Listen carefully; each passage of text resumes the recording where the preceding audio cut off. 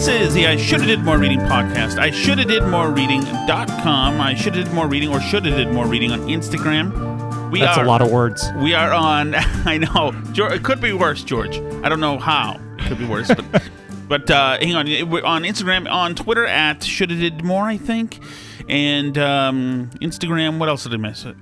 Sign up and follow us on YouTube, and that's subscribe, and iTunes, and we're on Stitcher and SoundCloud and Google Play. Everywhere. All over the place. But subscribe, damn it, to iTunes and YouTube. We have a ridiculously low number of subscribers. I am one of them. Are you really? I am. Then you're a fifth of our entire fan base. So we're going to change that today. Yeah. That's George, use your power. I will use it. With networking. You were on the ground floor of this. Did you have an Apple IIc?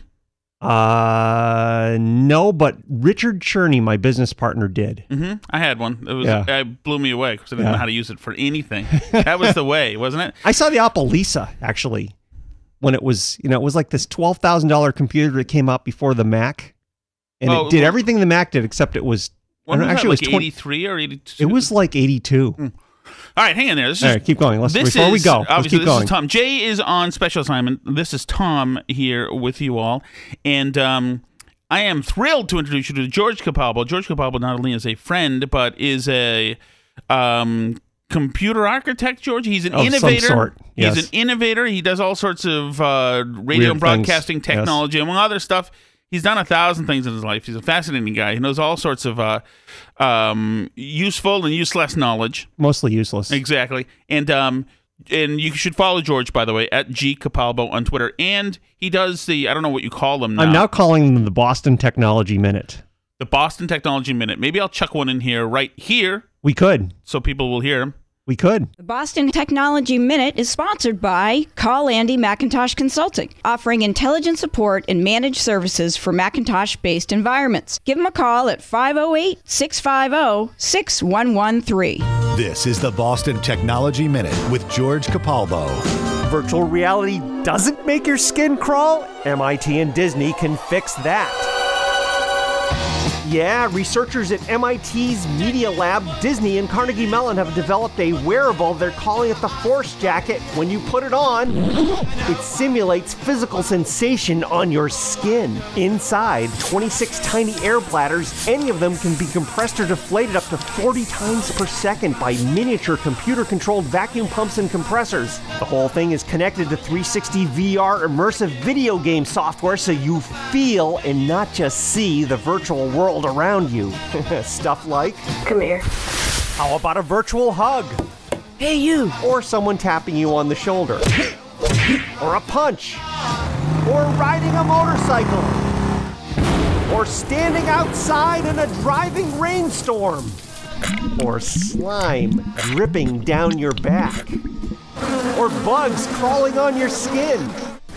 Or a snake slithering across your body. Snakes. Why did it have to be snakes? Remember, it's always a visceral experience to follow me at Geek Capalbo on Twitter and stay tuned to the Boston Technology Minute for more cool stuff like this.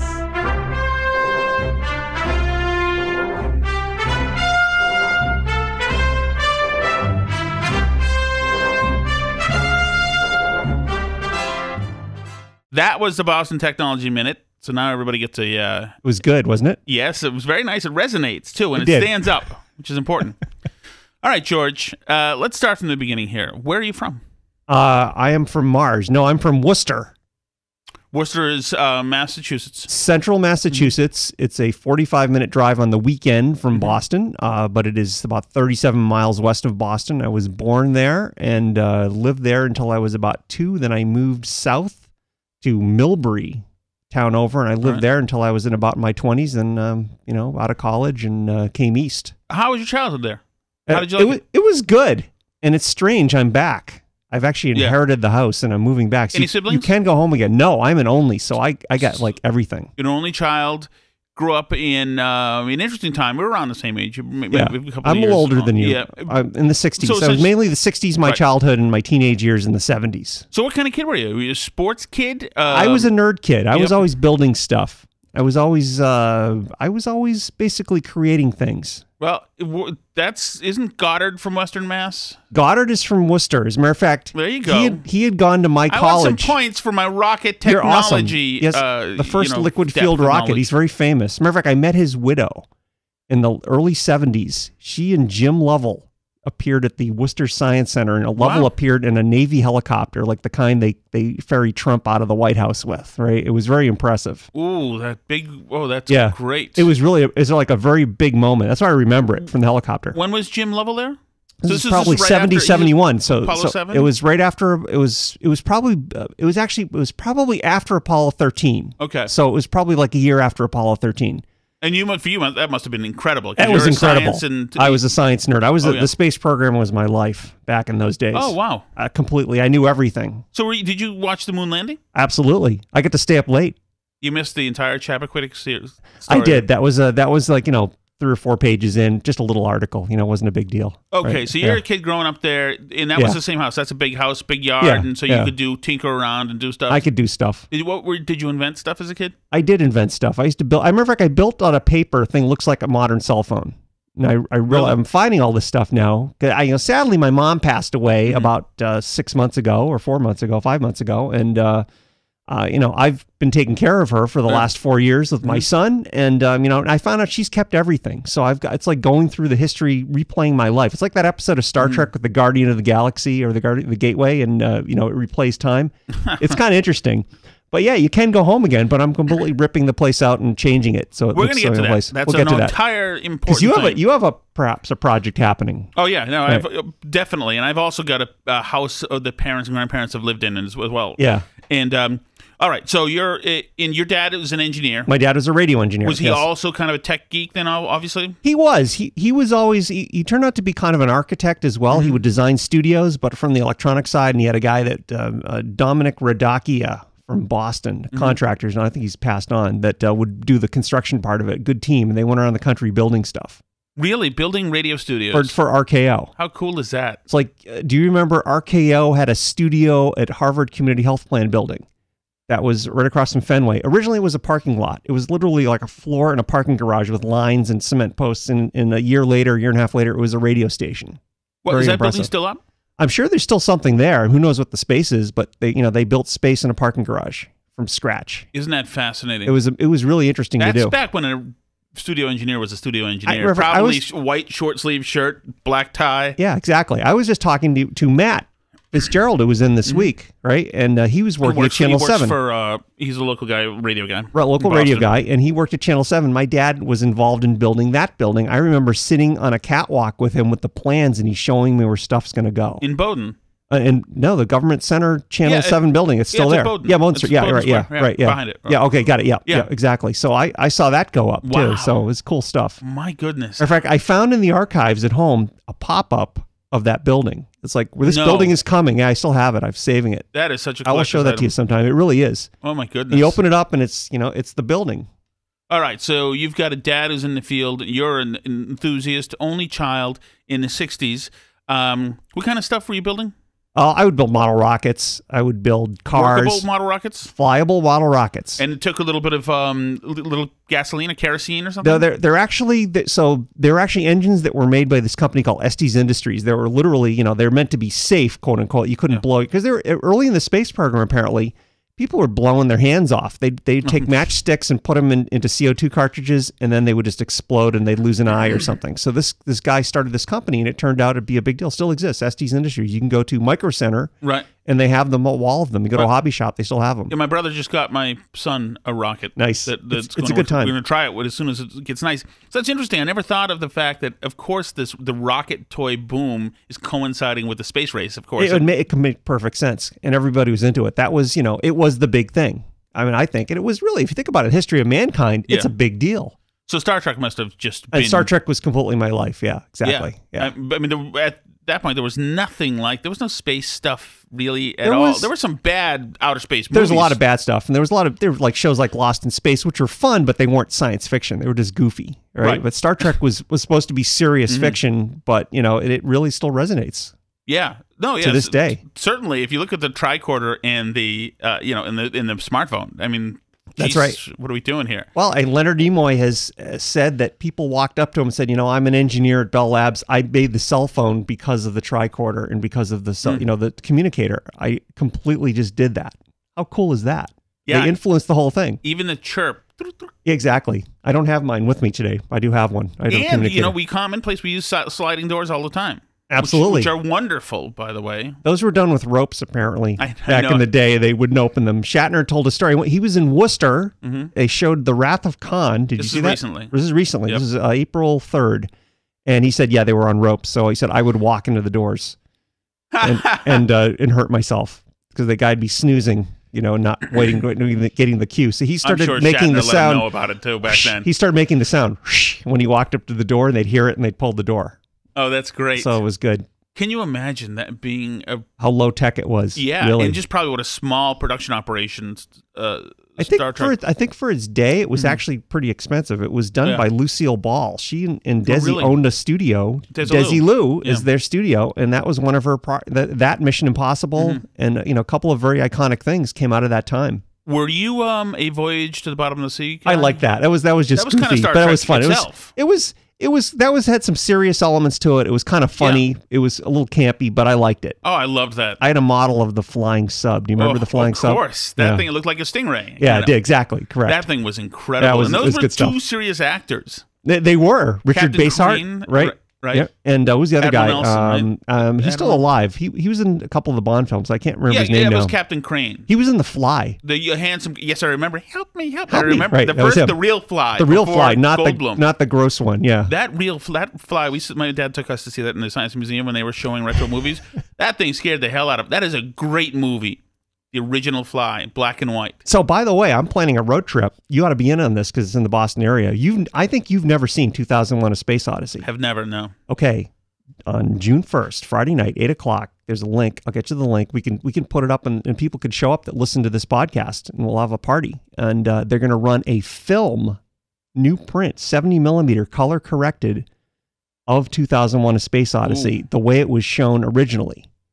And I'm going. I got tickets already. I got a bunch of my MIT nerd friends are going. You ought to go. Other people ought to go. Where is it? It's at the Somerville Theater. Oh. So it's close by. You could just do a T, to get there. Right, and not that it would apply to me or you, but I believe there are a couple of bar rooms in the area. There might be. So we could. It's an 8 o'clock show. We could show up early. We could have a place to meet. You want to do sober, I don't think. No. Well, there were apparently in the day. Right. It wasn't just liquor. The thing that made that movie resonate, is 68. People would show up and sit in the front row, and there'd be an odor. Things that are legal now. Yeah, certainly. Yeah. There may be some tabs too. There might be some things that sort of. But that's a really cool movie. That's actually it's a pretty serious movie. Were you ever a weed smoker? No. Did you ever try it all? No, because I figured my brain is the only thing I've got in the 21st century. I mean, I might have addled it with other liquids, but not drugs. I feel like unprescribed drugs that are unknown are going to be a bad idea. Yeah. But I don't have anything against it. I have no problem. I had friends that smoked back in the day and didn't, I'm not moral about it. It's just for me, I just thought that would do it. Yeah. And to this day, I haven't done it. And I have friends now, in California. I was in California and she says, it's a nice, safe place. And I said, nah, I haven't done it up till now. I'm going to keep going. Oh, yeah. I agree with you. And I have certainly smoked weed, but I'm not, it's just not my thing. No. That's my thing. I take a martini any day. Martini is my drug of choice. So that would be a plan. Martinis in 2001. Yeah. You're in if you're in. It's rated G. You could bring a kid. Or 2 or 3. We'll see. They might get a little bored, but yeah. But June 1st. We'll see. It's interesting that the theme of the machines taking over. Oh, it's still good today. More than ever. I mean, you got 2001. Certainly, the Terminator was a big one. And now more. People talk about Boston Dynamics and all those things walking around next to you. You saw? Did you see the thing with Elon? No, not Elon Musk. The Amazon this is guy. my new tech minute. It is. You don't have. Okay. Maybe that's the one you're playing. I don't know. Yeah, maybe that's the one. I think that's the one we played. It is the one I forgot. That's the one we played. Yeah, so that's going to be all about that. And essentially, I'm stringing together the fact that Boston Dynamics, Elon Musk just said humans are underrated. You like Westworld, right? Did you have someone here from Westworld? Yeah, we did. It was a good guy. He was a nice guy. He plays. Oh, he just signed that hat, actually.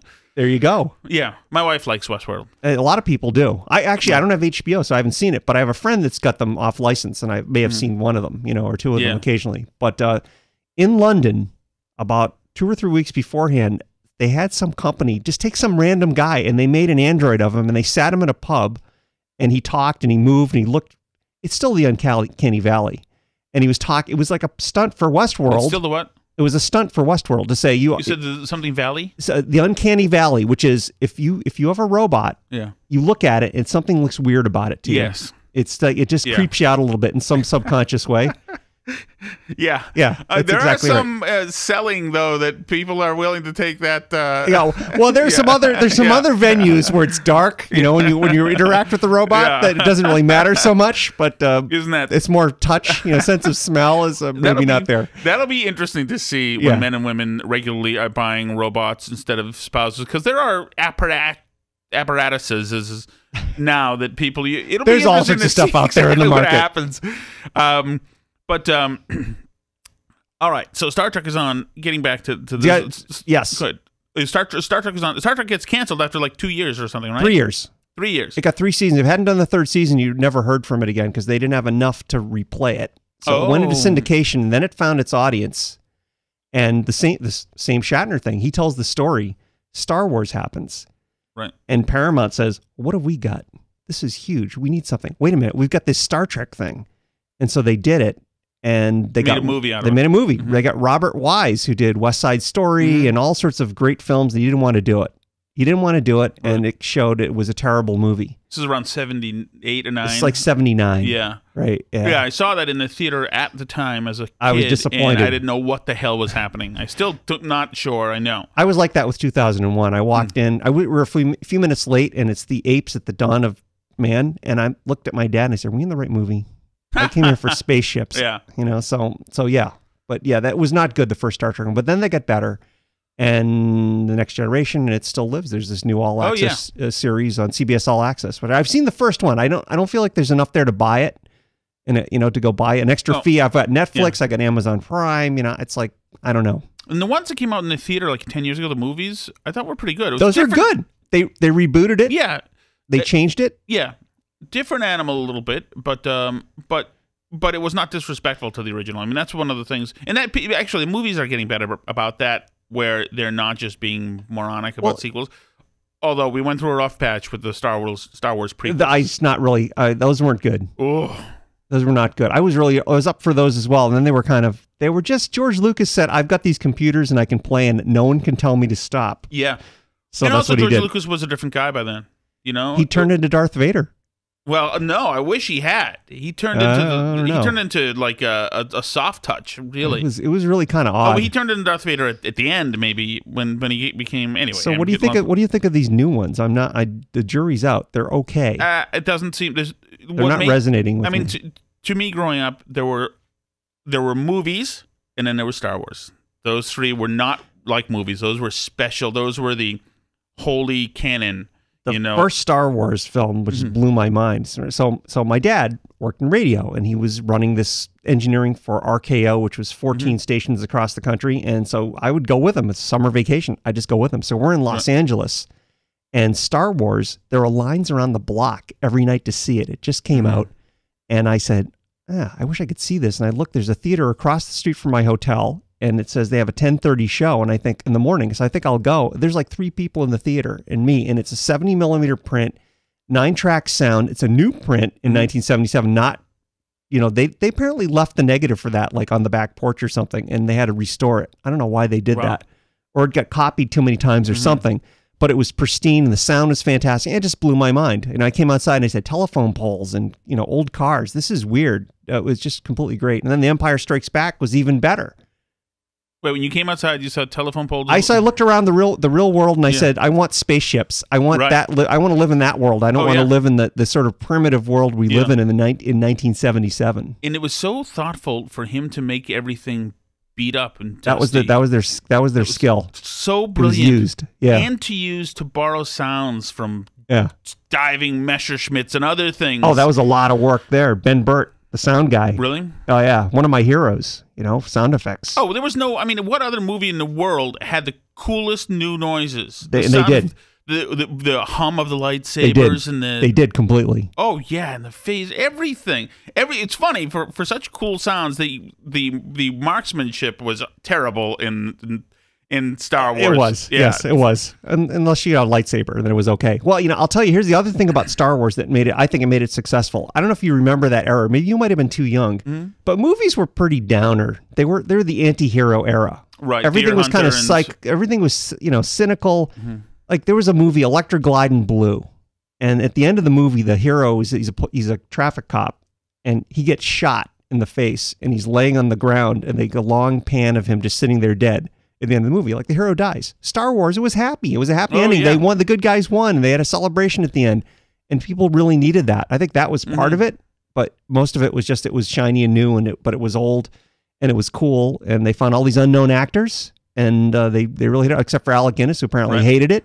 Just did it for the money. Thought this was stupid. Worked out okay for him, right?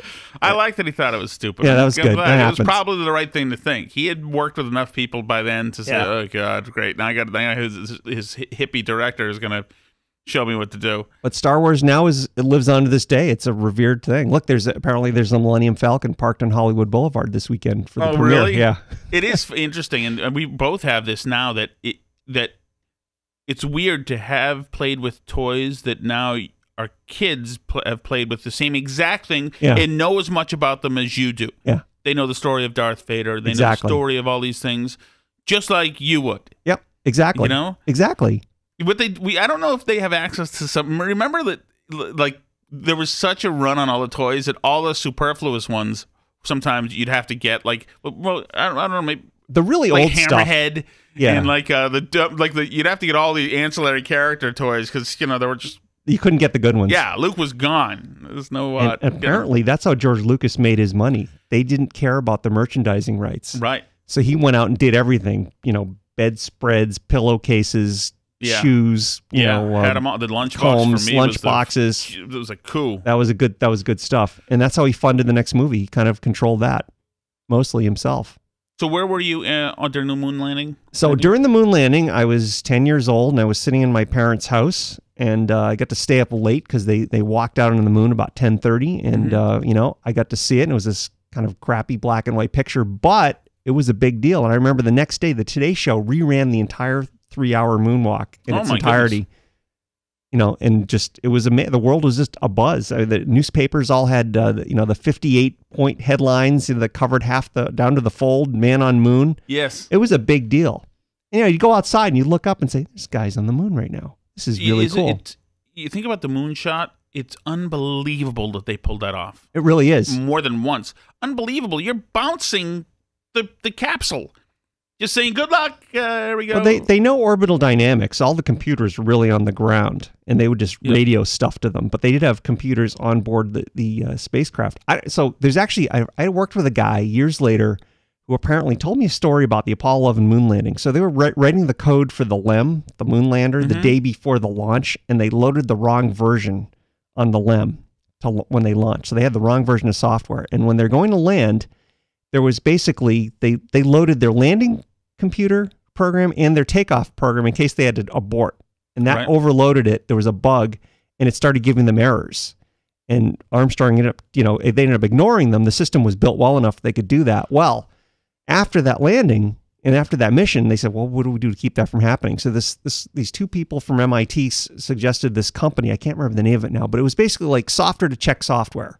And they just took all the money and built a nice building, and it failed.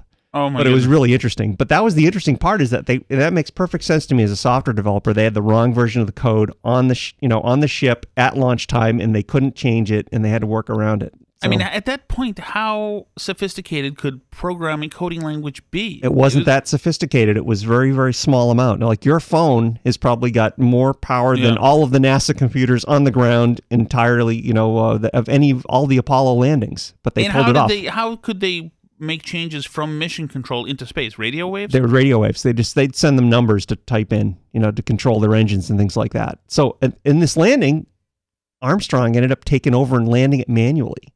because he had nerves of steel and ice water ran through his veins. See, that's why they pick guys like that. They're test pilot guys. They're just cool and calm and collected. Yeah. And they had the speech ready in case they crashed, right? Nixon was ready to read it. Right. They're going to be there forever. But no, we did it. And it was just really cool. And then, of course, people lost interest. So I think Apollo 13, the movie, that was kind of the public feeling of people like, yeah, we'll run that later in the newscast. It's not such a big deal. That's interesting. So that was the space program. That part of it petered out certainly by the mid 70s. They had more to do. We were looking at the Enterprise, right? Exactly. The shuttle, was that the namesake from the?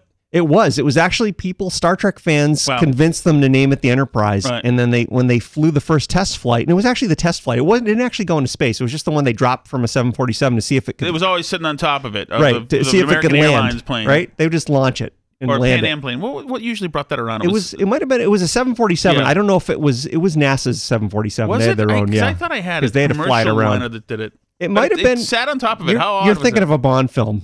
That was that was Moonraker. There were a lot of shuttles. With right? Jaws. Yeah, with Jaws. Yeah, right. That's one of the better ones. With Jaws making love in the. He got a girl. Yeah. Yeah. He softened up. He did. He softened up. Cute blonde, pigtails. Right. Those Bond girls at that time. That was my favorite Bond girl time. Okay, so then all right, we're wandering, which is good. It's okay. That's good. So keep shuttle going. goes out, and we get into the shuttle era, obviously. And then what, like 83? It doesn't early matter. 80s. So what are you doing now? You graduate high school, and were you a good student? I was good in science. Yes. And I was a little bored otherwise. So I would go to the state science fair. I would answer the question, please. Mr. Capalbo. I was okay. I was like a B plus. Okay. And then I went science stuff you were interested in. But that I was interested in. So I went to WPI and I did well there. I didn't graduate with distinction. WPI? Worcester Polytechnic Institute in Central Massachusetts. It's sort of a practical MIT, not to diss MIT. MIT is a place to go if you want a grad degree. MIT will get over it, George. I think. Well, I think they're okay. I think they're cool with this. Yeah, but WPI is where you go to learn to do things. So they were very much about projects and building things, and which I just took to that, and it was great. And what was it in particular that you took to? Computer science. And there's a Star Trek connection because computer science is coding and writing software, and the architecture of writing a computer program and how to interact with the computer and how to do it efficiently and do it so it's maintainable and it'll run and not crash and things like that. Who integrates making a computer then control machinery? So you have a piece of hardware which is batteries and a CPU and memory chips and circuit boards. Mm-hmm. That's central processing unit. Central processing, very good. Thank you. Excellent. And, graphics card and all that. Then there are people whose job is to build the program that runs that hardware. And that's the operating system. And then on top of that, everything else goes on. I get you. But then I'm talking about like machines and things. Who would integrate those computers to actually, I don't mean computer machines, like manufacturing machines. So I have a friend that owns a CNC milling shop. So he has. What is CNC? So it's computer-controlled, cutting machines that you give it a 3D part, and it'll go and do all the cuts. Yeah. To make like a piece of some kind of aircraft out of aircraft aluminum for them. So my friend builds housings for cameras used in Hollywood. Right? He's out in Camarillo, and he has a little shop, and it's super precise and it's repeatable. Because machinists can build things by hand, but to do a lot of them, you want something repeatable. So that's the integration, kind of, is controlling those things precisely.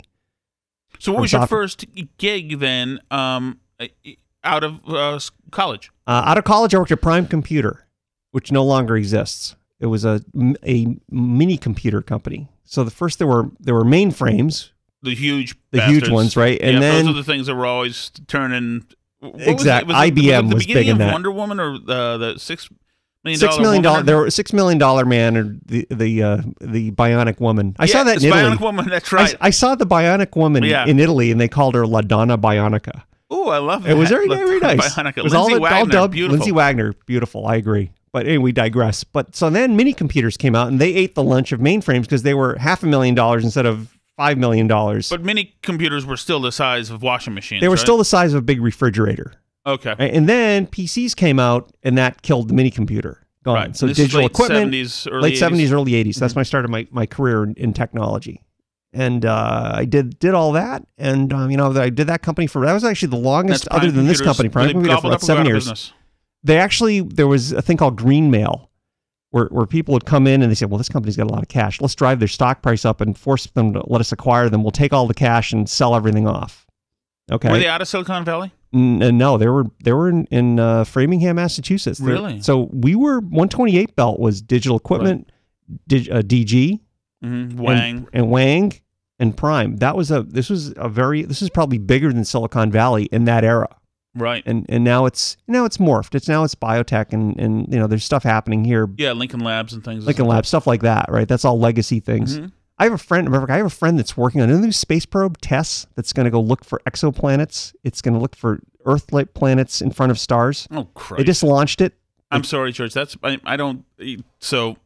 You don't believe that's possible? That there's another. I don't believe in anything cool in space. There's stuff there. They just know if there's anything. Are you sure there's stuff there? There's stuff there. There's stuff there. So anyway, this is a true story. So this is like 3 weeks ago. I had my meeting at MIT. I think this guy's going to be at 2001. This is like Geek Skull and Bones, where you guys all get together and decide that there's stuff out there. And so the meeting's starting. He goes, I need a couple of minutes. I'm getting a download from TESS. I got to go process the data. So they just launched it, and he's commissioning it, sitting on his laptop in this room at MIT. Right? He said he's not the guy that analyzes the data. He just makes sure that they get it into the right database. Right. So this thing is doing a very long, elongated orbit beyond the moon. So it's really a little ship or something? It's a little space probe, and it's got Is it round?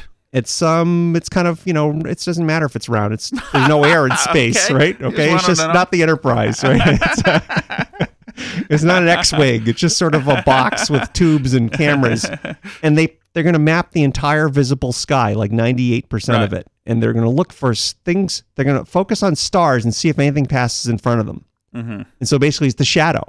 And from that, you can read what's in the atmosphere and what it is, and it's going to be the clearest picture. So TESS, remember this. In the next couple of years, there's going to be big stories. Matter of fact, there's a story in the Herald about it about 2 weeks ago. My friend, he says, "Hey, I got my picture in the Herald." He showed me his picture, so he was excited about that. Do you believe that that we've been visited by aliens? Good question. I told you my UFO sighting. No, which I don't. Did you? I had a UFO sighting. This is 2-3 years ago in the summer. On Friday nights, I would go out and get a takeout, and my dog was alive in those days, so I would look up to see her in the window. She'd be watching me go, and I'd say, "And I'll be right back." And I look up, and this white ball comes out from behind up above my house. It looks like it's a couple thousand feet up. It's making no sound. I said, "That's a drone. It's making no noise. There's nothing attached to it." Right. I said, "That's got to be a balloon. It's traveling really fast, and it keeps stopping and starting." Wow. It's like there's someone driving it, and it's fighting the wind, and it's making no sound. And it's all of 7 seconds, so I didn't have time to pull out a camera. And I said, "What was that?" I didn't immediately go to Art Bell, and I said, "What is that?" So I went and looked at the weather for the Worcester Airport, and the winds were these with this thing, and it was like 5 miles an hour. It was a beautiful day, like we had a couple days ago. Yeah. I don't know what it is, so I started looking into all this stuff, this UFO stuff. Did it come up on Twitter? Anybody else see it? No, I looked around, nothing. I had no photo of it. So I decided that people are really into UFOs. No offense, is that they're a little bit nuts. That they want it to be something special that no one knows about, right? They don't want to actually find any real facts out. And then there's Bigfoot is always attached to it. This sort of doesn't make any sense, right? So those I don't know. People are crazy. Although the U.S. government just released camera footage from F-16 saying, "What the heck is that? It's going really fast." And this is coming out of the Department of Defense, and all the UFO people just poo-pooed it, which I thought was interesting. This is stuff the government's saying, "We don't know what this is. We're not saying it's a UFO. We just don't know what it is, but it's really weird." And there it is. And it just got dropped and didn't get a lot of attention. So what would it be? I mean, obviously, first of all, has anybody actually ever seen like a weather balloon in daylight? What does it I look have. like? I've seen them. They just float very slowly. They don't, and there's something hanging off the bottom of them. You can see it. Yeah. But this thing was jerking around. This thing was jerking around. It wasn't going up and down, but it was stopping and starting, and there was no sound from it. So I thought it was a drone. I said, "Oh, this is a drone." Nope, there's nothing attached to it. It was really weird. I have no idea what it was. I can't find anyone that saw it. So at some point, I just kind of forgot about it until now. So that is interesting. I don't know if what I believe on that. I think it's possible that I don't believe that there are aliens who are coming here. I just think that would be entirely too cool. There is so much stuff out in the known universe. There's so many. How many billions, trillions of stars like ours? I don't know. There's somebody doing a podcast right now somewhere. I mean, you're just looking at the the odds saying that the chances They're are pretty that good. this That there's collision something. of events has been duplicated somewhere else, or we're duplicating it somewhere else. I mean, we don't really know. No, we George. don't. We haven't had there's been a couple of there were people that did radio astronomy where you basically listen to different things in visible light with your and nobody's telescope. come back with our. They've had stuff, but it hasn't really been proven. There's some signals that have never been repeated. Right, and we've shot out the Chuck Berry album, and nobody's It's still returned going. it. Well, Right. it's still not that far away. It's just outside the solar system. Why? That sucks, George. This is why I don't like space. We don't have warp if drive. I want to, well, come on. Well, Get your buddy Tess to kick it up a notch. There may have been a tech minute, if you were paying attention last year, about warp drive. Apparently, there are people at NASA that are trying to figure out how to do it. I don't understand how you can't just hit the gas or whatever. Well, the problem is the speed of light. As you get why do things not go faster than light? Because apparently Einstein's been proven correct so far. Is that your mass increases exponentially as you get to the speed of light. So you can't go any faster. You just get really, really heavy, and no matter how much you. Why would that happen? It's apparently the way it works. He figured it out. It's relativity. I don't know. It's a weird concept. But that's why you can't do it. Snag. And time changes for you. So if you got to close the speed of light and you traveled out for a day and came back, the Earth would be thousands of years, 10,000s of years older. Everyone you know would be gone. This is obviously time slows down. Cool to think that would happen. They've proven that. They've proven that the clocks slow down. They've actually put clocks on the space station. Yeah. And they're very precise and they've timed them, and they're an infinitesimal amount slower than the ones on Earth. So if you go out to space and you hit the gas and suddenly you go to the speed of light for a minute and you come back, everything's gone. And are you sad? I don't know. Astronaut? I mean, I don't know either, because obviously I would imagine if you're doing that, you're going to know that's what's going to happen. Maybe, yeah, but you may either you know or you don't. But then you could explain it. But because emotionally, I mean, how emotionally would that be? Because it's they're not gone. as if they're all just gone. Yeah, their time is come and gone. Generations. It's not. There's nothing. There's no judgment on it. It's not a sad demise of a person. Yeah. It's simply the facts. They're You're gone. now here. You're geographically, in a different place. It's just different. Do you remember the first Planet of the Apes movie? A little bit. I've checked into it different Spaceship times. crashes on this planet, and it's basically these intelligent apes, and the humans are kind of they're slaves, right? Kind of thing. And then at the end, they find the Statue of Liberty, right? So because that's what happened. They went close to the speed of light, and they went into the future. Oh, okay. Am I giving that away? No, but I remember he says that he's all angry at the end and on the beach and things. That's why he's angry. I thought he was angry because that proved that we had nuked ourselves, no? Well, that's because that proves that he was in the future and that we had nuked ourselves. Yeah, but basically time had gone by. And they didn't think they were on Earth. They thought they were just gone to, they just found some other solar system. They were screwed up. They didn't know where they were. The big reveal. That was the big reveal. That was the Charlton Heston has a lot of lines like that, right? They blew it all to hell. I love Charlton Heston. Soylent Green is people. Yeah, I didn't see that, but I remember the SNL skit on it. It's a funny movie. It's actually one of these in the 70s. Everything's going to die. We're the energy crisis. We have no energy, and everyone's going to be overpopulation. The disaster films of the 70s were great. Those are good things. Towering Inferno, good stuff. Oh, Steve man. McQueen, everyone was in that. OJ. Before he had some issues, and everybody loved him. Did. I loved him too. He was great. He was a great guy. He was happy. He did the Naked Gun movies. Yes, it was sad. Yeah, I remember when they were out talking to him in Chicago after the murders. I was saying, man, I hope it's not him. I love OJ. Yeah, man. Same here. It's very sad. It just goes to show you we could be brooding.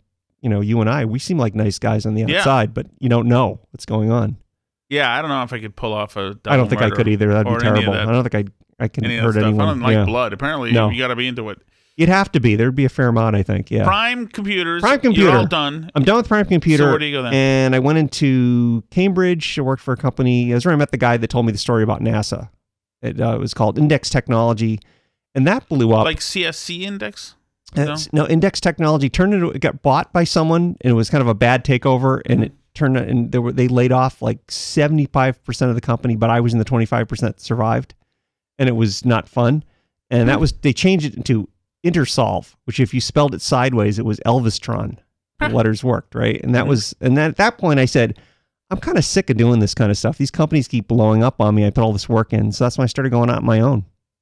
And so how did you go out on your own? I just started doing consulting. Well, so that company ended up, they laid me off too. And I was actually looking for a consulting contract. And a friend of mine from college had started this company with my current business partner, Rich Turdy, called Telecast Fiber Systems that did, in fact, they did, his previous company called Artel, Rich, did the first space shuttle landing with CBS News out in the desert over fiber. Yeah. So he was kind of a trendsetter. So I kind of hooked up with these guys and I was going to go to their first NAB show, National Association of Broadcasters, and I can't find a contract, so I'm not going to quit. You know, I can't just quit because I need to have a job. Well, I go into work one day and they say, we've had a bad quarter and you've been laid off. So now I can go to NAB. So I got the push, right? And then I just didn't look back. I did some consulting gigs, and then I did stuff for Telecast. I would do Telecast a couple days a week, then I would just do regular computer science. I did some stuff at Digital, which was a great company to work for. Right. Good time. And then one of their customers, so they did fiber optic links that were like the last 1,000 feet at a broadcast for cameras and stuff. And this is around 1990? When was this? This is 1996. Okay. And one of their customers, Formula One Auto Racing. And I live near Boston. I just gotten married. I lived out in a 128 belt. And so I would drive into the airport. Where did you meet your wife?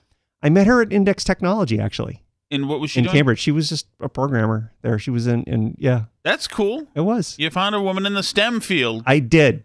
Yeah, she was good. We had a good 10 years. Okay. Then another 10 years weren't so good, and that's in the rearview mirror. But it was the first 10 years. I have a great son. Yeah. He's just turned 21. He's in Emerson. He's the Dean's List 2 semesters. He's going great. Yeah. He's doing good. Anyway. Once again, no, I just think it's for guys who are computer geeks. It was the best. Find a woman who's a computer geek. A nerdy girl was good. I mean, geez. Yeah. You can talk it's good about that stuff all day. Any nerdy girls out there, I'm available. Yeah. Come out to 2001. It's at George Capalbo. At G Capalbo, and follow me on Twitter. Right.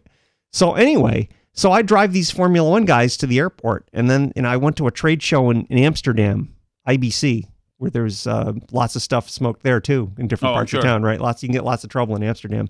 And they said, well, you're gonna be in. Are you going to England? I said, yeah, I'm actually going to take a few days. Come see our setup. So I got to see. I had to have just dinner with these guys, and I told them, I do software. Really, we have a lot of software projects. You ought to do something for us. So I thought, I had this contract at Digital. I came back. That contract got terminated.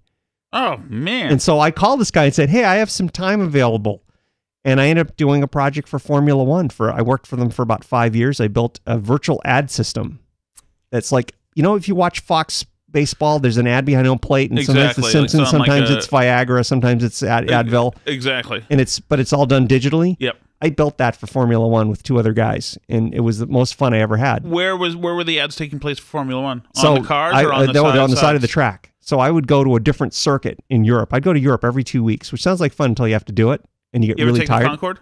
No, I did not. But I did do like a business class from Paris to Los Angeles once. That was pretty nice. That was good. Other than that, I had a friend that took the Concorde, and he said he's either going to buy a motorcycle or he's going to take the Concorde. And I decided to take his mother said, don't get a motorcycle. So he flew the Concorde. And then that's the one that blew up a few years later. He was fine though. Yeah. Matter of fact, I'm going up to Montreal to the Grand Prix to see this guy. He's one of the FIA, the timing people. The nice thing about that experience, I have all the friends 25 years later. So those ads on the side, are people in different markets seeing different ads? So the way it was designed was, the first trick was to get it to work at all. So I basically came up with the idea of using a big piece of green material, fluorescent green, because I could chroma key something onto it, and I could find that in software, and then you had to find the corners of it. Chroma key is making a background out of video. When you're watching the weather, weather on Channel 7, they're standing in front of a green wall, and they're superimposing that, and they look pretty real. So I used that for the insert, but then I just had to find that in software, and then I literally would draw another graphic that was blurred with the motion of the camera. It was pretty intense stuff, right? That would match that space in real time. So nice thing about Formula One, they got lots of money. They bought me, at one point in my back bedroom, I had $250,000 of computers, SGI, super fast graphics of the day. Now they're worth nothing, and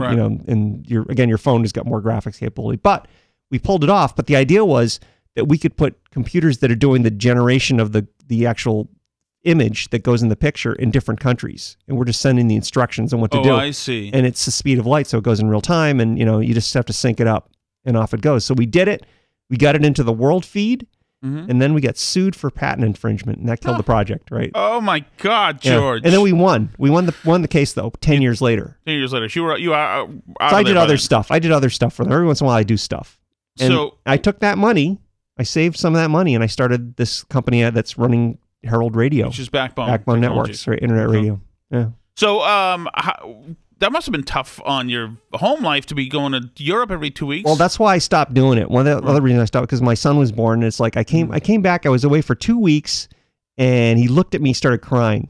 Really? Yeah, he didn't know who I was, and I went, no. "Oh, I gotta not do this." Ooh. Right? So I started doing less of it. I actually hired someone to go to half the trips, and then it was over a year later anyway. So it all worked out. But yeah, no. So and then my company's always been pretty much virtual. So I was Mr. Mom. I would write code and take care of my son. My wife worked in town. That's ideal.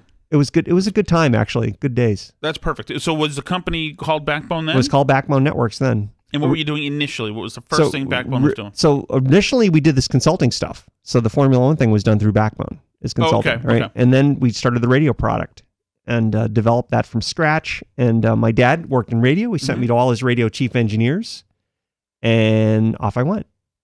He sent you to the chief engineers to find out So if it doesn't crossfade, it's not radio. Can't play the songs end to end. Right, of course. Stuff like that. Just how. So I was creating the illusion of radio. You listen to any of these stations; they're all digital, but they sound like a traditional radio station. So I'm recreating that experience. Right. Yeah. So that's what I'm doing. Isn't it fascinating? Isn't it interesting that your dad was part of this almost intricate system that where people would have to work in concert, board ops and techs and engineers and hosts and producers and things like that. Yep. And to get the sound and other things would take all the resources, and you've essentially put that into a little computer. It's a little box now. Yeah. Yeah, exactly. it's a little box. It's a little box now. Yeah. Well, he got to see it, and he was pleased. He got to hear Herald Radio when it launched. Oh, that's great. He's still alive. I apologize for that. No, it's all right. It was good. He thought it was awesome. He was very proud. So that's kind of good to impress your dad, right? Oh, of course. Of course. Yeah. And then your dad passed away, which of course is a huge thing for you. It was. It was difficult. It was a difficult thing. Yeah. But the last 18 months of his life, he had lung cancer, and it was actually the best time we ever had because he told me all the stuff that you don't hear when you're a kid. Right. All like the old girlfriends and stuff, right? And nothing bad, but just like if there's stuff I didn't know, like he had a car crash, he almost got killed. Never told me. He got sandwiched between two trucks on Route 20, and he ended up breaking up with someone. Could have been my mother. After that, she got hurt, and he was in the hospital for a while and stuff. So it's like stuff I didn't know.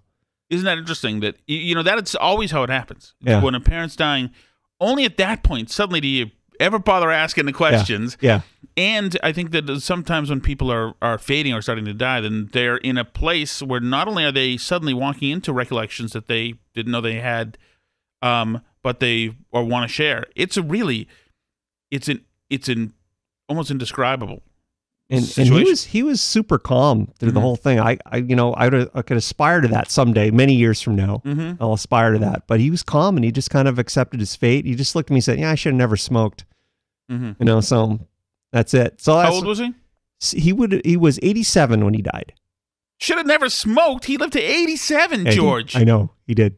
He beat the system. He should have smoked. His father lived to 99. Really? Yeah.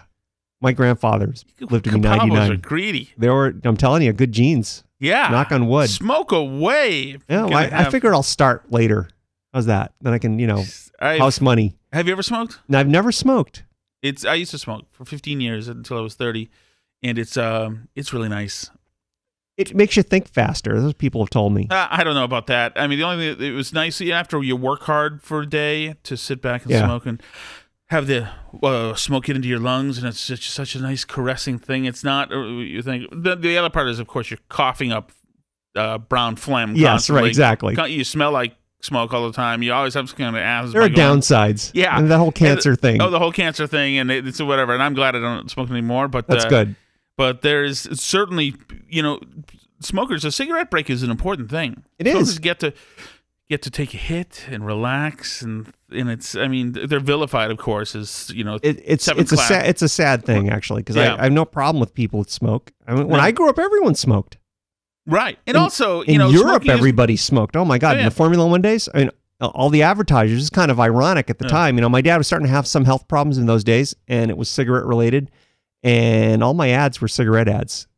So of course. The point of this project was, this is Bernie Ecclestone, the guy that owned the sport until about a year ago. And he sold it and he's out. Well, the EU was trying to ban cigarette advertising on the circuit. So he would do this and he'd bring a guy in and he'd say, I can just do it myself. I'll do it somewhere else. You go ahead and cancel it. Go ahead and ban it. I don't care. And it kind of just threw them off. So he's a smart guy. It was clever, you know, but it's all out now. If you watch Formula One, there's no cigarette advertising. It's all, you know, car brands and stuff. What do you know? And now they're trying to ban vaping as well. You know, that seems to me, if you want to encourage somebody to smoke, to do it that way, because the problem is not the nicotine, it's all the other stuff in that when burning causes the carcinogens. And vaping seems to have none of that, although they claim, oh no, there's small amounts of stuff. So it seems to me like that would be a way around it. And I don't think that's you know, certainly not, you're not covered in brown goo and all this stuff. I think it's the way to go. So I don't get it. I know. A lot of it's just, I think, overreach and people saying it looks like smoking. It looks ucky, and we're not those kind of people. We don't do that. And so, but yeah, it is. You're definitely an outcast if you smoke. Yeah. And I've had it's funny that at this age, and I've said this on this podcast before, is that I have more friends who used to be smokers in their 20s starting to smoke again when they drink on weekends, and then more people who drink switching to marijuana. Everybody's like looking for something. You know, some kind of thing to take the edge off. Cigar and a glass of bourbon. Are you a cigar no, guy? I'm not. Not a cigar guy. I think they're terrible. I don't even believe anybody really likes them. I went to a thing when I was doing the ill-fated Glen Ordway project a few years ago. So Dick Butkus, sports talk guy, right? Thing. So it was up in New Hampshire, at ESPN New Hampshire, and Dick Butkus is supposed to come up because he's starting this cigar. He has a cigar company, and he's gonna be on his show. And it was a big deal, and I took a day off to go up there and take care of them. And then he doesn't show up because he couldn't. His private plane, like I think it was a NetJet, and they didn't show up. He have a private plane? I think he was renting it or something. But the plane didn't show up. He called and said, "I'm not going to be there." So we went to the cigar bar anyway, and I got the worst headache from all that cigar. It was just horrible. I drank the scotch though. That was okay. I can't even go into a bar where people really get asthmatic when other people. It was not good. I used to play darts, and everyone's the days when you could smoke in bars, and you come out. You know, and you'd smell of it. That was my only exposure to secondhand smoke, which I'm not convinced. I'm hoping it's not. You know that it's not. It can't be good for you. It can't be good for you, but I'm hoping it's not as bad as smoking. But I did it once a week for maybe 3 years. I'd be in a bar somewhere playing darts with people smoking. Oh, you're fine, George. I think I'll be fine. You'll get your 87 and probably I'm more. gonna try. I'm gonna try. All right, so. All right, where are we going now? What do we want to talk about? Well, I want to go back. I actually want to ask you a question. You were showing me some kind of a homestead you're gonna. Well, I'm looking at, but it's a big thing. So we're right now in Melrose, Massachusetts, which is a lovely town. Yep, and lovely, and there are people everywhere. I spent some time there a few years ago. It was a good time. Right? Yeah. Well, you know, it's a nice town. It's all sorts of public transportation. It gets rated well in good schools, etc. But we've got a tiny house. We've got a 2-bedroom house and 4 kids. That's a little heavy. Right. Now they're little You're kids. You're like the beginning of Caddyshack where there's like 50 kids running around. Exactly. Yeah. Exactly. So now it's getting to the point where, you know, the oldest kid's a girl and she's going to need her own... There's space. So we're, you know... How old is your oldest now? 7. 7, yeah. It's getting to that age. So we're looking into, you know, what to do to refi to maybe add on space or... Yeah. But we can't do much. If it's refi, we've got some other debt, like everybody else. You know, we've got all sorts of crap going on. Right. You know, but the town, we could, you know, we bought the house for just a couple $100,000, and we could probably sell it for $500. You know, easily. So we could I think Melrose is just booming. Yeah, so we could get a few $100,000 probably out of the thing, which is a nice, you know, it's Absolutely. a 6-year turnover or 7-year, whatever. So. Even though anyway, we found on the internet this house, this gorgeous big farmhouse in a far remote town. Well, it's only 17 miles from Melrose, but it feels far away.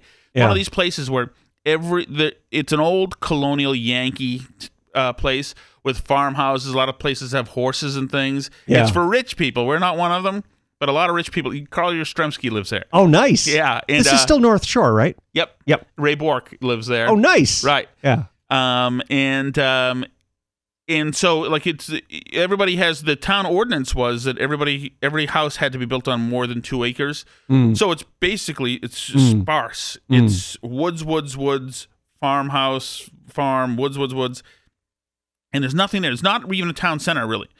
There's a police station and a town hall, but there's no town. So there's nothing. It's not a town. It's really just this area of woods that. So how close is the nearest shopping and things like that? I don't know. I mean, it can't be that far. It's got to be maybe a few miles, but it's considered a kind of hoity-toity town. Yeah, and the schools are great, whatever that means. And that's important, actually. Yeah, I guess so. I mean, I just don't want the kids to get money shot. Right there. I assume they're going to get misinformation at every school that they would go to. I think out there it's probably things are more relaxed. Property tax. This area is like polo and horses. Oh, a myopia hunt club is in that neighborhood. Yeah. Oh, is that where myopia hunt club? It's around there somewhere. Is it really? That's North Shore. Yes, this is like Rowley, Hamilton. I have a friend that lives in Rowley who really likes it. Oh yeah, okay. So Rowley's right next door. Yeah. But Rowley's got a little town. This place does.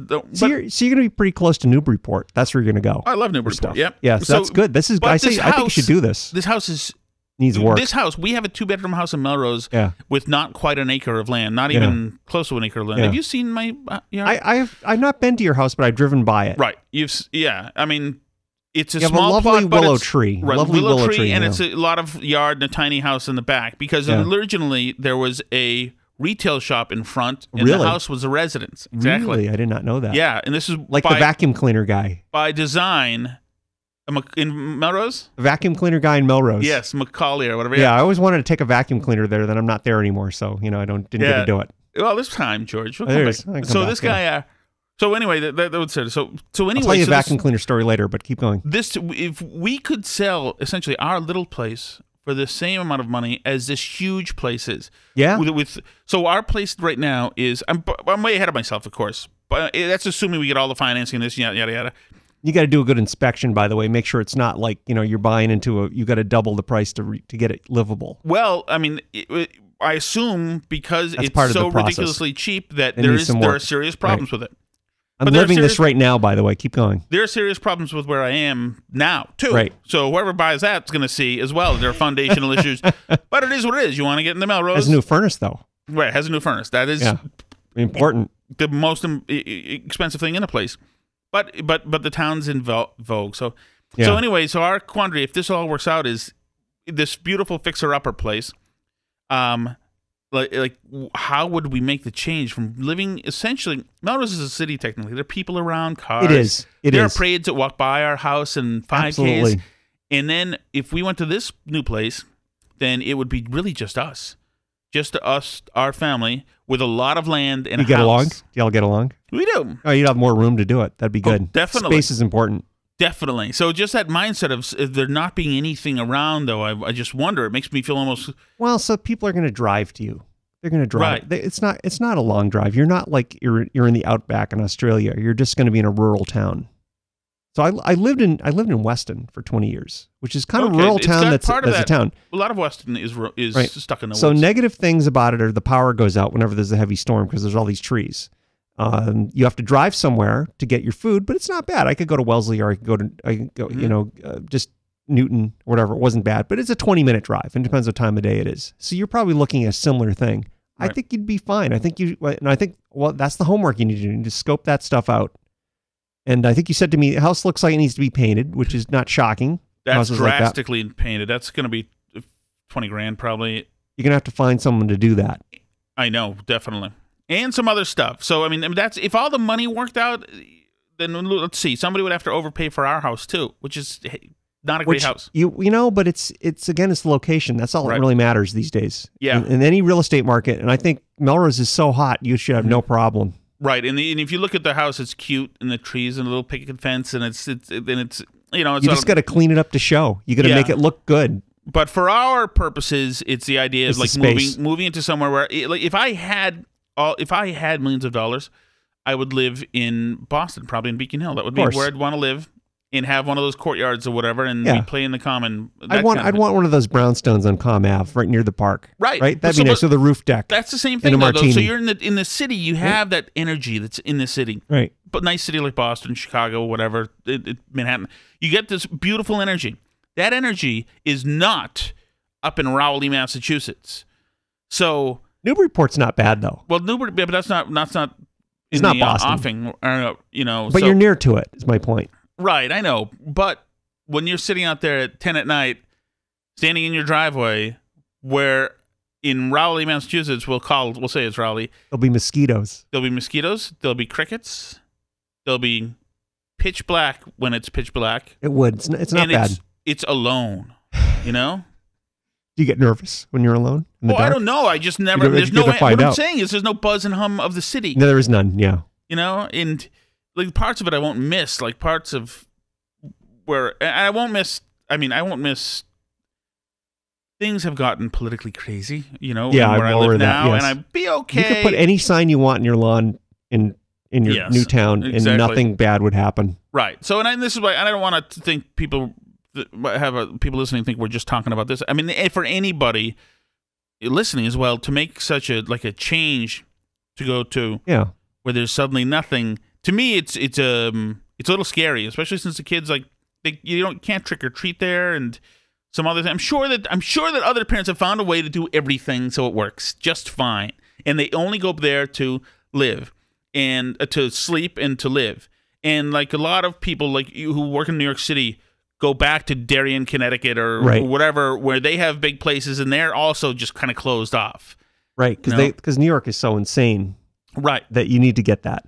Well, so I kind of did this 4 years ago, and I moved out to this house. So my sad story, my dad passed. I went only. Who's going to take care of him? My mom never drove and all that. So my son and I moved back in. Right. And upstairs, an upstairs apartment is this beautiful Victorian that's nothing is on the level. It's a huge. I'm glad to hear big place. You're coming out. When are you coming out? It's actually not ready to show yet, but it's getting there. Come out. You have to come out. But anyway, I had the same feelings. Like I was used to being in 128 belt, and I could go 10 minutes into Boston on Saturday or Sunday morning. It was great. I had lots of stuff around me, and I went through that decompression of like this is really kind of primitive. But then I discovered there's good things. There's like people are nicer. There's more. It's less expensive to live. I don't know if Boxford is the same, but maybe it might be. It might be a little less expensive than. But lots of good stuff. And Worcester's kind of up and coming. Worcester's kind of got this renaissance going on. There's a whole downtown being rebuilt. There's actually good restaurants, so it's kind of grown on me. But it's weird. It's like it's much better than when I was growing up in the 60s and 70s. It was kind of falling apart. The Industrial Revolution was kind of over, and it was decaying, to be honest. It was not as good as it once was. But now I'm staying. I'm fixing this place up. I've got a little money left over from my parents' estate to fix it up, and I can run my company's virtual. I can run anywhere. I have an office. I have space. It's almost like too much space. Someday I could rent out part of it, but at the moment I'm planning on living, like a land baron. I'm just going to live well. And that is a good, when you have all that space, that is important though. And you said too much space, but it is important to not be looking at the same walls every day. And I'm not. Every moment. Yeah, that's huge. Yeah. And that's something that I think about if I moved out there. 5 acres, and a lot of there's a meadow, there's woods. And I think I was worried because I'm trying to get exercise. I can jog around my own acreage. You need some of those English boots, rubber boots, you know, and like a barber coat. You could walk around in a walking stick. Yeah, right. It is, George. Funny you say that because between us, we kind of snuck around the property. Yesterday to check it out. Oh, so you've been there. I have been there, and you're still happy with it. Obviously, you're still buzzing. It's not just an internet thing. I was going to say go see it. Oh yeah, so you're liking it. Is beautiful. We're officially seeing it Tuesday, so we're going to act like it's the first. Is there time someone there? Is there someone living there now? No, it's empty. Oh, so you can do that. Yeah. So, but there's a meadow, and then there's a hill, and then there's the vast distance, and then there's forest, and I think I can cut some of these trees down if I wanted to. Oh, absolutely. If it's on your land, do whatever you want. Yeah, but there was also like these bees near one of the old sheds. I don't know if it was one bee or there's probably a hive. 30, but I didn't like the sound of that, man, at all. So a couple times. This is your city slicker. You're going to get your bug bomb and kill them. Totally. I'm going to end up fragging the entire shed probably. You could have bees. You could just raise bees out in the part of your back 40 acres. That'd be kind of cool. I have 1 acre where I am. Oh, really? Yeah, and half of the front of it is all lawn. It's like I've got the biggest plot in my neighborhood. Do you cut your own lawn? No, I have a guy. Things I are love cheaper cutting out there. lawn. Oh, well, if you can get somebody to do it, I guess. Yeah, it's good, and I don't have to do it. I have too much going on. I have just too much to do. You know, I actually do have. There's a riding mower in the garage that I don't use, in a lawnmower. I could do it, but someday I might. I find it levels me to mow the lawn. It's a time where I can do a lot of thinking, and I'm in a trance the whole time. I'm just thinking. I'm elsewhere. Something else is happening. I do tech minutes. That's how I get into a trance and relax. Right? Yeah. No, I mowed that lawn for 25 years. Oh, okay. So I had my time. Did you start with the push, the non-electric? No, actually, I always had a gas mower, but I was walking behind it, and I would do the leaves, and I did everything. And I was, it was my teens, right? So, it was cool. But now, I don't have time for it. So, guy shows up, it's in half an hour. He does it twice a month. Mm-hmm. It's not expensive, and it's good. So we've got a new chapter in your life here, George. Now, I am a new chapter. I'm out in Worcester. I've got this house. Sadly, my mom passed away this last December, 91. Now you're an orphan like me. Now I'm an orphan, right? Matter of fact, outside the... she was 91? She was 91, so, you just... And nothing particularly wrong with her. I got some genes. I'm hoping. Some kind of life privilege happening there. I'm hoping that there's not a mutation, and I'm just going to drop dead any second. But, it was a little sad. Outside, the Amazon treasure truck was there, and what they got flowers and candies for Mother's Day, and I said, it's my first one without a mom, so it's a little bittersweet. A little sad. A little sad. It's now bittersweet. I was more sad before because you had to go through the whole end of life experience, which is not a lot of fun, right? But now I'm just sort of bittersweet, and now I'm I got to remodel the house because otherwise, if I leave it the way it was, it'll make me sad, right? Yes. So now I'm turning it into my own nerd cave. Well, are you having, are you conflicted about changing things that they've had like that forever? No, there's some odd stuff happening though. Like whenever I need a tool or something or some piece, it's kind of sitting there in the basement. It's kind of like that was my dad's space. I think he approves. Ooh. It's like we needed an electrical box for something we're doing. And I look and there's one sitting on the counter and it must have been there forever. Wow. And there it is. And then there's a leak in the radiator upstairs. And I went downstairs and said, it must be all over the floor. And there just happens to be a plastic container with screws in it right at the spot where the leak is. And it doesn't leak enough that it ever overflows, but it's got an inch or two of water in it. It's like, that's really weird. Wow. So I feel like he approves. Well, do you believe in God? I do. So you believe in the Big Bang Theory? I do. Are you going to reconcile these things, George? Let there be light. Big Bang makes perfect sense. I see. Yeah, he was the maestro. Yeah, it's the maestro. Interesting. Yeah. So do you go to church? I used to. What God do you believe in? I was brought up Roman Catholic. I went to St. Mary's in Vernon Hill in Worcester from kindergarten went to St. Mary's. To high school. I did, yeah. My mom went there. My uncle went there. It was a good time. So why you don't go now? I got to say, I got turned off by all the stuff that happened that were there, people were to jail and weird things. I thought that because it's the organization. There were some incidents. Yeah, there were some strange things that happened. Vaguely. Never happened at my school. Because I remember the pastor that ran it. He was a jock. He was into basketball and he had a big German Shepherd, or not German Shepherd, big keg of gin under. Oh, the St. Bernard. St. Bernard, thank you very much. And he was cool. Good. He was friends with the Celtics and all that. Exactly. And, so it didn't seem to happen in my school. But the fact that the organization was kind of condoning it and hiding it, that was the part that annoyed me. So I stopped doing that, And, but I think the life lessons I got were all solid stuff, and I treat people well, and it's all good stuff. Yeah. Yeah, I do. I think it's important too. I don't know where I am. I don't know what I believe. I am without answer. I know that that I used to not believe, and think the whole thing was silly and, simple stories, or whether they were meant to be taken literally. I just thought this is for weak minds. And then I thought, and they came around and said, I'm a jackass. All the people who I admire, great influencers and writers and thinkers, almost all of them were believers in something. So there's got to be something. Maybe I'm not so smart. Maybe something's going on. And then now what's really pushed me over to the believe side is that atheists are so freaking self-important and cantankerous. And I'm sick of it. I'm sick of them feeling that they're being intellectually daring by standing up to organized religion or something. Freedom of religion is the freedom to not believe anything, but you don't want to force that on anyone else. You got to. I have a problem with people force their beliefs on other people, but I think anybody should do what they want. Right? There's a lot of that going on, right? So I think that's that's the beauty of America. That you can do what you need to do. All right, I met your son. He's a great guy. He is a great guy. He's not a jerk, which is not a necessarily thing that everybody gets. You know, he could be. Other kids are. He has his moments. He's about 20 now. He's 21. 21. Ooh. We can now can now go out drinking together. That's great. Like a new phase in the child-parent relationship. That's great. A good time. Yep, and he's a great guy, and he is. Yep, and so like one. What do you want for him? I want him to be happy. He's going to Emerson. He wants to be a filmmaker. And I may have had something to do with that because when he was about 6 years old, I used to make movies before YouTube that I'd do DVDs and give them to my friends and put them up online, and all special effects and stuff like that. I did a Matrix parody that I got offered to be on the Matrix box trilogy set, and I said of course, and then they didn't use it. So that's what I did. So he saw all that. Now he wants to be a filmmaker. So you're kind of a kid at heart. I mean, I am. I'm just a big kid. That's my MO.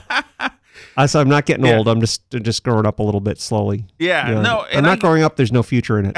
You know. So I'm right there with you. Was your dad like that too? He was kind of like that. Yeah. He was. Was he? He was funny and he was a little more serious. Yeah. But he was always doing cool stuff. He always had some gadget and stuff. I found a lot of his stuff going through all the archives at their house. You know, like I've got like a dB meter that I've got to find a battery for it that, you know, I guess he used to test how quiet studios were or something. I thought this would be really cool to get working. That is cool. You know, do you have an oscillator? Probably at least one or two. You need one of those going. I want one of those in the studio we're using now. I used to have, you know, I really felt kind of bad. It got lost. I used to have the original audio delay echo from WRKO from the 60s. Why would there have been delay echo? So they always put echo behind the DJs. Oh, I do recall in that era. In some places more than other. WABC in New York sounds like they're in a bowling alley. Yep. Right? I recall listening to Jim Sands. Remember? A lot of echo. I think was he BZ? But there's a lot of echo. Yeah. Right. And that's great. And I had that echo and I lost it. So I went a year ago, right about now, I was the producer, one of them, for the WRKO reunion broadcast. And I People don't know WRKO is the big talker in Boston, but it was the big 68, the big rock and roll station in Boston. It was Spotify. If you were in college in 1967, you know, Spotify was WRKO AM radio in Boston. That's what people would play. The program director said he would drive down Comm Ave and he could hear it coming out of the dorms, you know, out of the apartments. Wow. Everyone was playing it. So they had like a 60% of the audience at some point. And your dad worked for RKO General? He was the chief engineer that made it sound good. No, but your dad... He worked for RKO General, correct. RKO General, Yep. and they were all over the place. And they were, at one point, Howard Hughes owned a piece of that, at least. Exactly. Howard Hughes was actually bought from Howard Hughes by the O'Neill family that took it over, and they owned General Tire, and they owned the film library, so when they had TV stations, they could put their own films on it. It was like a masterstroke. Do you know what RKO stands for? No, I don't. Tell me. I should know these things. I should know this. See, I don't know everything. It's Radio Keith Orpheum. Okay. They were a vaudeville company. I've heard you say that. Yeah. Oh, really? Okay. Yeah, and as somebody out of BC owned a piece of that too. Interesting. Yeah. Yeah, it was basically just guys from Akron, Ohio that owned it. And there was a family business. They had like their friends that worked for them. You know, my dad would go to New York and there was a floor in their headquarters building that was just guys that were friends of this guy O'Neill, that he gave them a desk and a phone and a newspaper.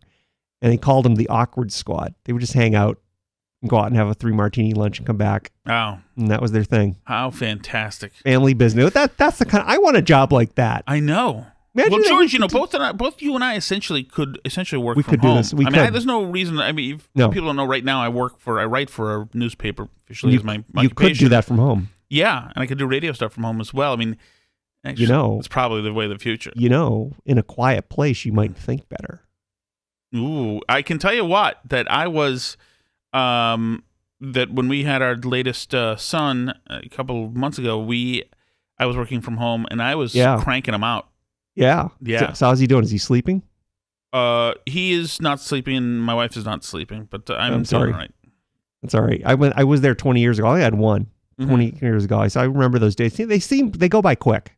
Yeah, they sure do. Yeah, they sure do. Yeah. So what's the next thing? What do you want to get done, George? So by Capalbo age, you've got at least 50 years. I'm good to go. Yeah, I've got some time. Well, let's see. I don't know. What do I want to do? I don't know. I'm enjoying this little radio thing that I'm doing, which involves you. Which thank you for the opportunity to do that. I think I'm going to try to syndicate that.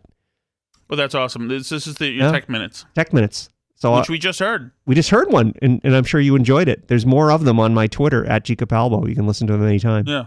So what? So you would rather? Do you want to be? I guess that makes you an on-air personality. I think I'd like to go do that. I think that would be fun. You are natural. The product is good. Thank you. I appreciate that. I enjoy doing it. One of the other things I did in college was I would do radio stuff because my dad was in radio, and I wasn't in the engineering side so much, but I was on the production side. Right. So they gave him a tape company, cassette tapes to run, and he had a suitcase, a Samsonite big luggage full of samples to take to trade shows. So I would just go and take them and record them. And then one day he's going to a trade show, and he looks up the case and he goes, "Where the hell are all my tapes?" And he looks at me. I'd used them all. So that's why I love doing this. This is what I did in my 20s, in my college years, late teens, early 20s. But I would mix audio, and it wasn't digital. It was just all analog. So this is easy. It's fantastic. So what's going to be the next big thing, George? 1990 and 5, if we talked about what's the biggest thing right now, we had been told the buzzwords that were hitting in the years before all over TV were fiber optics. Fiber optics are coming, and they're here. Nobody knew then really what that meant, but we knew that meant something good. That meant AT&T was doing something good for us. Until someone cuts the cable. Do you remember a day 3 or 4 weeks ago when Herald Radio went off the air in the afternoon? That was the worst support experience of my life. I'm flying back from the West Coast. I'm on a plane. I had internet, and I get a phone call on my computer from one of my colleges saying, "Can't connect to my server." And I went, "Oh, that's interesting." So I try to log in, and I can't get in. I hear another one, I can't get in. Well, it must be the plane. I land. I got 40 voicemail messages. There's you, my other newspapers, all my college. They're off. And so I call this hosting company I have. I don't own any computers. I lease them. And I put software on them. I've never physically seen them. And there's a data center in San Antonio. Someone cut their fiber with a backhoe. They said, "Well, we're supposed to have 4 redundant backbones, internet backbones, but they're all on the same cable." Right. So now I get an email from them a few days ago. We're non-surface impacting. We're adding more pathways to this data center. So they learned their lesson. But that was 4 hours, and there's nothing I could do about it. And by the time I landed, when I wheels down in Boston, everything was back. Do you believe the backhoe story, George? I don't know. I don't know what it was. I'm assuming it was a backhoe, but something cut the fiber. Something cut the fiber. What's going to happen if there's a pulse bomb, whatever, and knocks out every computer? Then we're going to have to read again and talk to each other. It'll go back to what it was like when I was a kid. Well, if there's no power, I mean, do you know how to start a fire? I do, actually. I don't think a lot of people know how to do stuff. Yeah, no, they don't. I think it wouldn't be as bad as it was advertised. It would affect some areas, but not everything, and it would get repaired. Things would be not as bad as they thought. That's what I think. But I think the next big thing is really what's happening with the integration of computers and the human body. How so? Body parts. They're talking about little software robots that can give you just the right amount of drugs that you need for whatever disease you have. And, robotic surgery, and just, you need an arm. Look at this very sad story of the people that were injured in the Boston Marathon bombing. Yes. There's a beautiful young dancer, is Adrienne Haslett, and she has now danced with a foot from MIT that's robotic. And so, in some strange way, I'm sure she'd rather have her life the way it was, but she's got an opportunity. She's excelling, because of technology. So interesting. So that's what you think the next big thing is. That's the next thing. That's what they talk about, the singularity, right? When people's minds, if you don't have the latest software update for your brain, you're going to be behind everyone else. It's like your kid's not going to the right school. Why can't we get a replicator? Well, they're 3D printers. They're just slow, but but the 3D printers. That's the closest thing we have to it now. They carve stuff and make little plates and stack them up. So you could imagine where this is going. I want a bowl of soup, George. I want to hit the button, and out of nowhere, soup. Hey, there's a place in Boston. This may be a tech minute, by the way. Not this one, but next one. It's called Spice, SPYCE, and it does most of the food preparation is done by robots, and they have like a person that kind of finishes it and puts it in a bowl and hands it to you. It's downtown. I'm thinking of going like right now when we're done. I understand that's, but I want to be able to conjure something up. I want the holodeck, George. I do too. Although, talk about misuse immediately. That would be, people wouldn't come out, right? Well, there's already should not be using the holodeck. I think that's fair to say. Nothing good can come of that. Well, I had a previous tech minute about the force jacket that is 16 or 32 bladders in it that they can inflate very precisely. Like they can do it at 40 hertz. It means it inflates and deflates 40 times a second, and they can make you think there's a snake crawling down your back, or you're getting punched, or someone's hugging George. you. And you put the goggles on, you're almost in the holodeck. That's not good. Would you get a drone? No. I know I might. I don't have a reason for it. Yeah, I don't really have a reason for it either. Drones and radio don't really go. Radio drone, what's that, right? Well, propeller's going to make too much noise. You need good microphones. It would be. I know it would be if I get all this acreage. You might need a drone. I would like to drone over the property and you'd have a drone look at animals and see what else going on. I'm gonna have animals for the first time, George. If this happens, you could actually have animals. Deer and coyotes. Yeah. And fisher cats, which I want to see, but do not want to. No, they're nasty apparently. Yeah, even when we walked and looked at this little meadow. Even in the broad daylight yesterday, as I walked into this meadow, I felt like prey. I felt like I am something that is being watched. There really isn't anything in New England other than there's some bears up in Maine that'll kill you. There's no poisonous snakes. There's no scorpions. The fisher cats only come out at night. They're not going to show up. George, you thinking a pissed off raccoon can't kill you? I think it's going to run away. It's angry as hell raccoon. If you're standing in your yard in the middle of the night, maybe. Okay, but in the daytime, nothing. You're not going to see a raccoon. Animals don't quit unless they want to quit. That they don't. They're determined to end you. I get like muskrats in my neighborhood, and occasionally a snapping turtle. That's a good point, George. I should get a sidearm. I got to shoot hedgehogs or something. You could. Right? You have to protect yourself. Yeah. You did a double 06 shotgun. You need something with birdshot. Something to I can scare them away. off. Something can saw off. No, that would be in Melrose in a liquor store. That's not what you want. No. Melrose doesn't have liquor stores. This is one of the reasons I'm well, how can you live there? I know. All right, George. Anything else we need to get to? Should we wrap this up? I think we're good. I think this has been fantastic. We've got your intro now, George. People have met you, and now I'd like to come back. Am I invited back? Of course you're coming back. We're doing more remotes, by the way, this summer. I have the gear. Let's do remotes. Yeah, absolutely. So this is, I should have did more reading. His name is George Capalbo. It's G Capalbo, which is Capalbo. Correct. On Twitter. Check him out. He's doing all sorts of stuff, and check out his tech minutes. They're fantastic. I am Tom. Jay is on assignment. Thank you so much for listening to I Shoulda Did More Reading.